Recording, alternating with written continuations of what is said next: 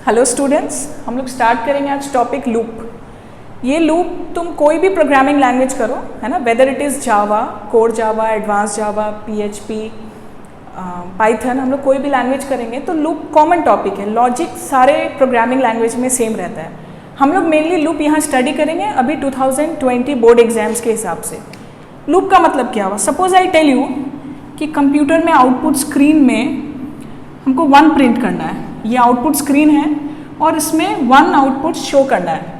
तो मेरे पास क्या ऑप्शन है? हम लोग सब पढ़े ना, system.out.print, फुल फॉर्म लिखेंगे हम लोग एग्जाम में, शॉर्ट फॉर्म में नहीं लिखेंगे कभी भी। तो system.out.print 1, ठीक है, ऐसा कर देंगे तो स्क्रीन पे 1 आउटपुट आ गया। मैंने बोला चलो नहीं, मुझे आउटपुट चाहिए 1 2 3 4 5। तो क्या कर सकते हैं हम लोग? system.out.print 1, system.out.print 2, system.out.print 3, 4, 5। तो मतलब अगर 5 नंबर्स प्रिंट करना है तो यहाँ पर 5 स्टेटमेंट लिखना पड़ रहा है। ठीक इसी तरह कभी ऐसा रिक्वायरमेंट हो सकता है कि 100 नंबर प्रिंट करना है, तो क्या हम लोग 100 टाइम्स एक स्टेटमेंट लिखेंगे? ऑब्वियसली नहीं। फिर तो प्रोग्रामिंग लैंग्वेज का पर्पस ही सॉल्व नहीं हो रहा। प्रोग्रामिंग लैंग्वेज का पर्पस क्या है? कि हमारा जो टेक्नोलॉजी, जो टेक्निक्स है उसको ईजी बनाना। लेकिन अगर 5 लाइन प्रिंट करने के लिए हमको 5 लाइन का कोड लिखना पड़े तो ये फिजिबल नहीं है। तो इससे बेटर ऑप्शन क्या होगा कि अगर हम एक लाइन लिखें और उसको 5 बार या 500 बार या 1000 बार रिपीट कराएं, वो एक बेटर ऑप्शन होगा। वही ऑप्शन हम लोग को यहाँ लूप प्रोवाइड करता है। तो the main M of loop is repetition of statement, repetition of statement.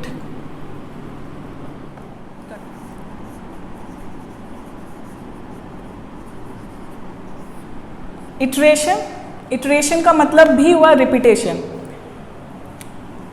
इसको हम लोग इम्प्लीमेंट करते हैं लूप के थ्रू जावा के अंदर। ठीक है, हम लोग के पास 3 तरह का लूप है जो हम लोग को सिलेबस में पढ़ना है। फर्स्ट इज फॉर लूप, फिर है while loop, do while loop.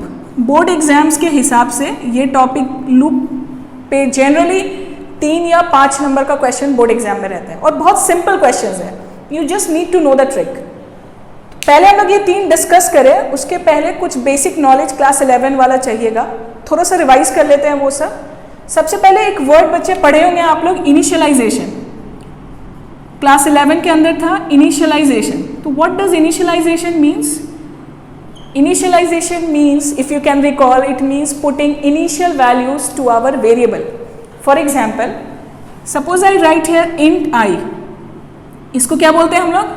Initialization? नहीं, इसको हम लोग बोलते हैं declaration, declaration of a variable.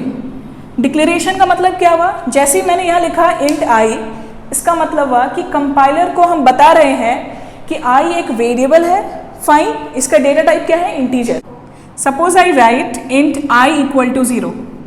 इसका मतलब क्या हुआ कि मैंने कंपाइलर के सामने ये तो डिक्लेयर किया कि एक वेरिएबल है I जिसका डेटा टाइप है इंटीजर, बट साथ ही साथ उस वैल्यू का, उस वेरिएबल का इनिशियल वैल्यू भी एलोकेट किया। तो इस लाइन को हम लोग बोलेंगे इनिशियलाइजेशन। इनिशियलाइजेशन का मतलब क्या हुआ?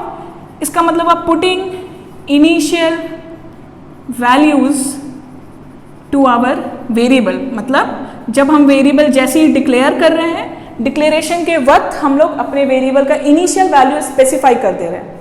ठीक है, तो जैसे ये लाइन लिखा तो क्या होगा? हम लोग मेमोरी मैपिंग में देखे हैं कि एक मेमोरी ब्लॉक असाइन हो जाएगा विद द नेम I, जिसमें डेटा टाइप स्टोर हो सकता है इंटीजर और इसका इनिशियल वैल्यू हो जाएगा 0। So this is about initialization of a variable. हम लोग इनिशियलाइज करेंगे अपने वेरिएबल को लूप यूज करने वक्त। Next, I hope you remember something like increment decrement. Class 11 में बहुत डिटेल में था। इंक्रीमेंट का मतलब होता है टू इंक्रीज। कैसे इंप्लीमेंट कर रहे हैं हम लोग? Suppose I tell you there is a variable a और a का इनिशियल वैल्यू है 5। सपोज ऐसे लिखे int a is equal to 5 and then I write a is equal to a plus 1। इसका क्या मतलब हुआ? बहुत सिंपल, a का वैल्यू मेमोरी में इनिशियली एलोकेट हुआ 5, फिर a प्लस 1 मतलब 5 प्लस 1 6 बन गया और a का नया वैल्यू एलोकेट हो गया 6।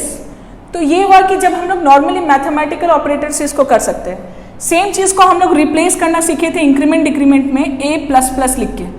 तो a प्लस प्लस लिखने का मतलब क्या हुआ, a is equal to a plus one. a plus plus का मतलब कि हम लोग a का वैल्यू एक इंक्रीज कर रहे हैं। इंक्रीमेंट के अंदर दो तरह का ऑपरेटर था, post increment and pre increment. Loop के अंदर हम लोग जनरली पोस्ट इंक्रीमेंट यूज करेंगे, तो इस पॉइंट पे यहाँ पे इन दोनों का डिफरेंस डिस्कस नहीं करेंगे, हम लोग एक दूसरे वीडियो में डिस्कस करेंगे पोस्ट इंक्रीमेंट और प्री इंक्रीमेंट के बीच का डिफरेंस। ठीक इसी तरह डिक्रीमेंट होता है टू डिक्रीज। तो suppose I write a minus minus, या हम लोग लिखते हैं x माइनस माइनस, इसका मतलब क्या हुआ, x is equal to x minus one. तो हम लोग अपने लूप में यूज करेंगे इंक्रीमेंट डिक्रीमेंट, इनिशियलाइजेशन, और एक तीसरा आता है कंडीशन चेक। कंडीशन चेक का मतलब क्या हुआ, ये हम लोग रिलेशनल ऑपरेटर सीखे थे क्लास 11 के अंदर। Suppose I tell you 2 greater than 3, so is it true, means is 2 greater than 3? No. So you will get 0 as the result, because here in computer we get boolean expression in the resultant form. Suppose I tell for loop सबसे ज़्यादा important है तीनों loop के अंदर। ये for loop का syntax है, तो पहले वीडियो पॉज करके for loop का सिंटैक्स लिख लो, ये बहुत ज़्यादा ज़रूरी है, हम लोग फिर इसको समझते हैं। ठीक है, तो सबसे पहला स्टेप है यहाँ इनिशियलाइजेशन। पहले हम लोग को ये देखना है कि steps of execution of for loop execute कैसे होता है। पहला स्टेप होता है इनिशियलाइजेशन, दूसरा step condition check. Condition check होता है तो थर्ड स्टेप होता है body of the loop execute होता है। उसके बाद फोर्थ स्टेप होता है इंक्रीमेंट डिक्रीमेंट, फिफ्थ स्टेप होता है वापस कंडीशन चेक। इसका क्या मतलब हुआ, एक एग्जाम्पल लेके समझते हैं हम लोग। ठीक है, फिर हम लोग ये सिंटैक्स वापस देखेंगे। तो सपोज आई टेल यू, एक सिंपल सा फॉर लूप लिख रहे हैं हम लोग, int i is equal to 1, i less than equal to suppose 3, i plus plus, और यहाँ पे एक बेसिक आउटपुट स्टेटमेंट है system dot out dot print i। ठीक है, अब ये कैसे एग्जीक्यूट होता है इसको समझना ज़रूरी है। क्यों हम लोग को फॉर लूप का एग्जीक्यूशन समझना ज़रूरी है, क्योंकि एग्जाम में जो क्वेश्चन आएगा वहाँ पे इसी तरह का एक फॉर लूप दिया रहेगा और क्वेश्चन में रहेगा फाइंड द आउटपुट। तो अगर हम लोग स्टेप बाय स्टेप एग्जीक्यूशन जानते हैं फिर ही हम लोग आउटपुट निकाल पाएंगे। तो पहला स्टेप क्या है, देखो इनिशियलाइजेशन। यहाँ पे इनिशियलाइजेशन क्या हो रही है, ये हम लोग अभी पढ़े इनिशियलाइजेशन का मतलब। तो जैसे हम लोग इनिशियलाइजेशन देखेंगे, हम लोग एक मेमोरी ब्लॉक ड्रॉ किए, इसमें i का इनिशियल वैल्यू हम लोग स्टोर कर दिए 1। फाइन, पहला स्टेप होने के बाद कंडीशन चेक होता है। कंडीशन में क्या बोल रहा है, i less than equal to 3। i का वैल्यू क्या है, करंट वैल्यू। अब हम लोग ये इनिशियल वैल्यू नहीं देखेंगे, हम लोग अब मेमोरी ब्लॉक को रेफर करेंगे i के वैल्यू के लिए। तो i less than equal to 3, i का करंट वैल्यू कितना है 1।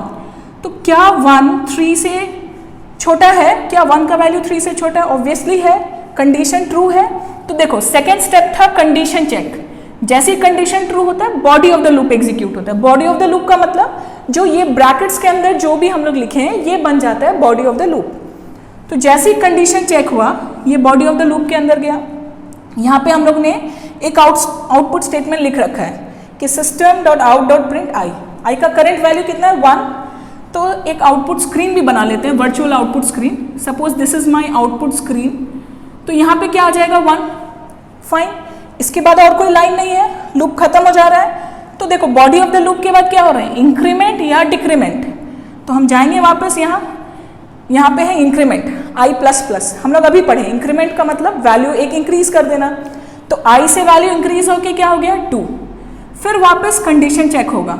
अब क्या चेक होगा, 2 लेस देन इक्वल टू 3। ठीक से ध्यान रखना है, इनिशियलाइजेशन वापस नहीं होगा, एक बार इनिशियलाइजेशन हो गया दैट्स इट। अब हम लोग इंक्रीमेंट डिक्रीमेंट के बाद चेक करेंगे condition. 2 is less than 3, yes it's true, then it will again go to the body of the loop. Body of the loop बोल रहा है प्रिंट करो i का करंट वैल्यू कितना है 2। तो आउटपुट स्क्रीन पे हम लोग को दिखेगा 2। फाइन, फिर ये बॉडी ऑफ द लूप के बाद इंक्रीमेंट होगा, i का वैल्यू एक बढ़ के हो जाएगा 3। फिर कंडीशन चेक होगा, जब तक चेक होगा जब तक कंडीशन रॉन्ग ना हो जाए, फॉल्स ना हो जाए। फिर हम लोग चेक करेंगे 3 less than equal to 3, true है condition, body of the loop execute होगा।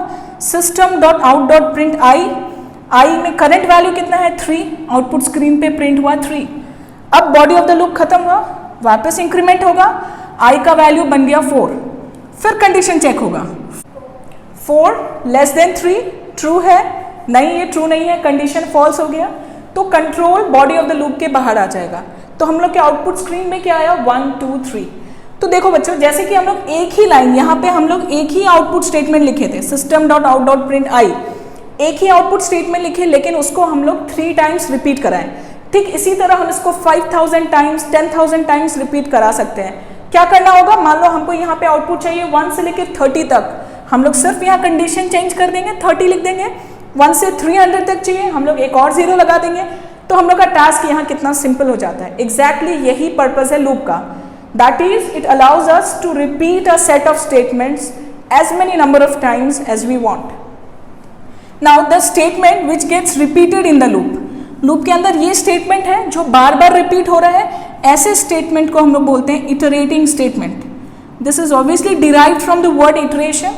सो iterating statement, it means the statements which gets repeated, I repeat, it means the statements which get repeated in a loop, in the execution of the loop. So this is all about for loop. We'll solve few questions.